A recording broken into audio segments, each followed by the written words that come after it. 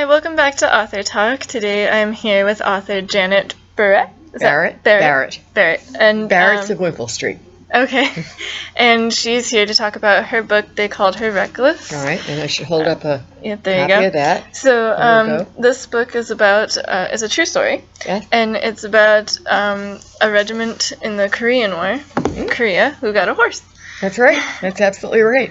And shall I take it from there? Yeah, go ahead. She was actually a small Korean pony, a Jeju pony. It's the indigenous breed of Korea. And this platoon, the 75 millimeter recoilless rifle platoon attached to the 5th Regiment, you're quite correct, we are, needed a way to get heavy shells uphill to the gun sites. And this was after the war changed and the war moved into the hills and all of that, and now everything was fought from the elevations. And a horseman commander, Lieutenant Eric Pedersen, I think he watched his guys breaking their back as long as he can put up with it. And they were hauling these heavy shells. They weighed 20.5 to 23.5 pounds. And the guys had to take 2 of them apiece and go up the hill and deposit those 2 shells and go back for more. And this could go on all day long as long as they needed these rifles in play. And, you know, as a horseman, he thought horse, so to speak. Yeah, they're good for carrying stuff. Absolutely. And I think he finally just said a horse might help.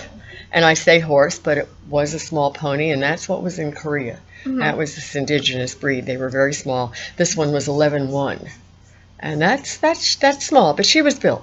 As I like to say, she had a butt on her, would make a quarter horse proud. So, you know, she was certainly well equipped to be an ammunition carrier, and that's what they needed. And he got clearance, and he went down to Seoul with a couple of guys, down to where the old racetrack had been, which was now the 8th Army had come in, our 8th Army, and turned it into an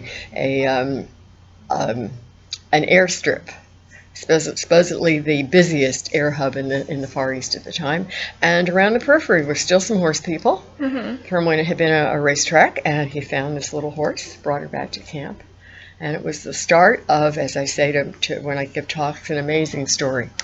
So this is kind of an unusual story, really, and you know, I don't think one that many people have heard of.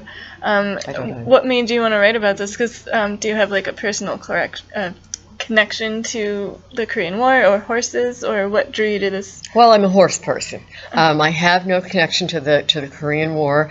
As I say to people, I had in the military, the guys would always ask me that. I think they thought, why does she want to hear about our hero Reckless? And I say, well, I had an uncle in World War II, and who didn't? I mean, it was, you know, it involved so many people. But other than that, no particular connection. I heard about her. I was doing some freelance writing for Thoroughbred Record. I was hanging around the New York racetracks, and a Marine came up to me, who I'd gotten to know, and he said to me one day, I have a story for you. And he started to tell me about this horse and these guys. And I knew right away it wasn't just a horse story. I had to find the guys, that it really was a story of connection. And I got goosebumps, and I knew someday I'd write her story.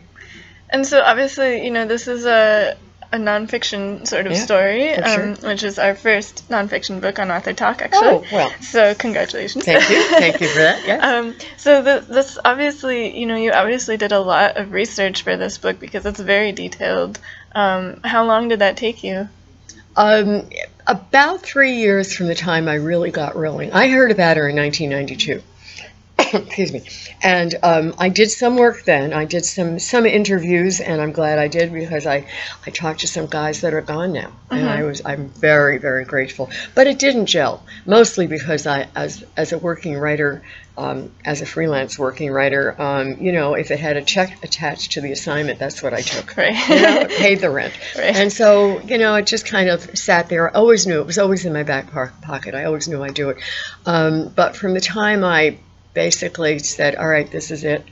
It was about 2010. It was a good three plus years to go back and really connect with a lot more of the guys. And I found I interviewed in depth more than 60 guys that knew her. Wow. In Korea and after. And does that include the main guy? I'm sorry, I forgot his name, but the main guy who found Reckless? He had died. Lieutenant Pedersen had died, but I did talk to his widow, back in the early 90s.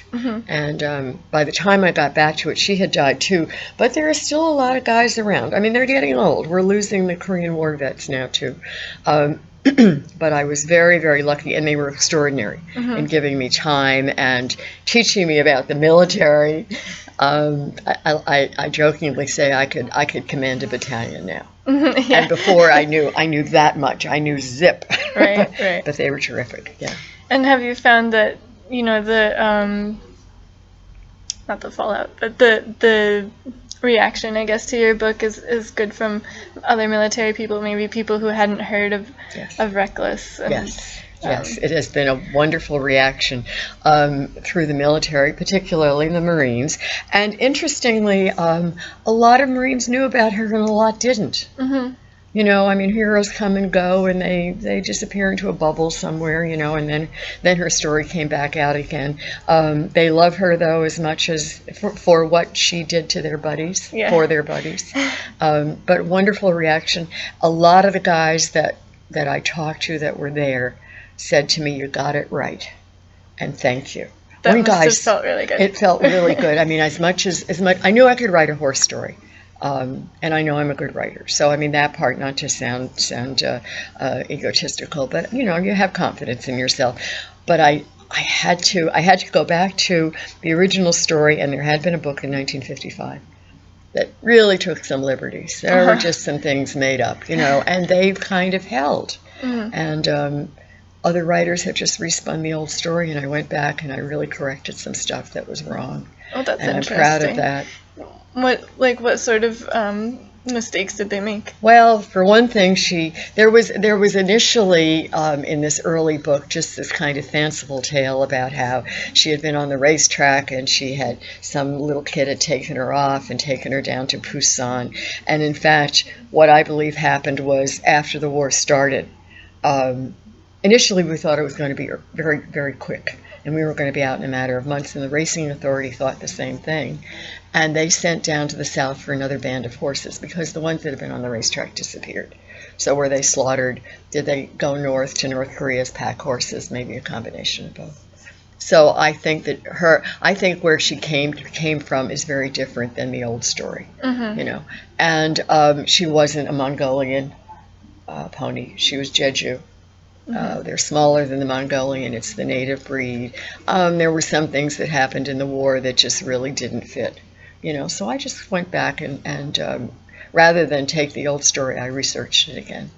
I definitely think that this is a story that a lot of people can connect to. Yeah. I think people definitely like animal stories, you know, with Balto and you know, all those sort of things. So I enjoyed this a lot. I honestly had absolutely no idea what it was about, so I was kind of surprised when I opened it.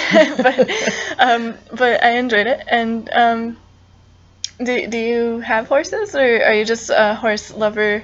I have had horses. I don't anymore. I am certainly a horse enthusiast, a horsewoman, a horse. I don't know. I mean, I like to. You know, what happens with horses is you get totally obsessive. So I say that easily for 25 years, I everything was about horses. You know, and I have owned them. I have trained them. I have ridden them, of course. I have showed them. I have taught riding a little bit. I've cared for them. So I really, you know, so that part of me, and I think I understood, and it has been said to me that I understood Reckless in a way that some others couldn't. Yes. And that I didn't really talk for her so much as I just allowed what probably was her point of view to come out. Not talk horse, but you know what I mean. Yeah, it was probably easier for you to connect with the stories of the people of the past that way too, the people who had connected with Reckless. Yes, I think so. And what I have found is that the story has resonated across so many groups. I mean, the military for sure,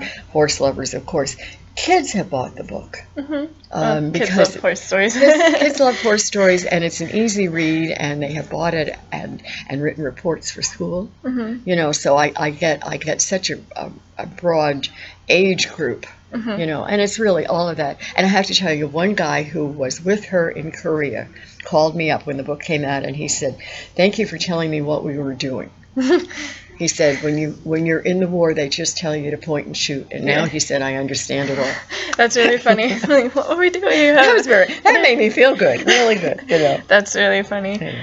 Okay, well, again, this is Janet Barrett, and her book is called They Called Her Reckless. And we'll show it again. There it is, the wonderful marine blue.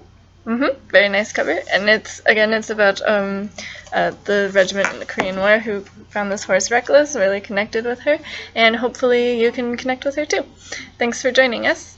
Thank you very much. Yep, and once again, this is Janet Barrett. Thanks. Bye.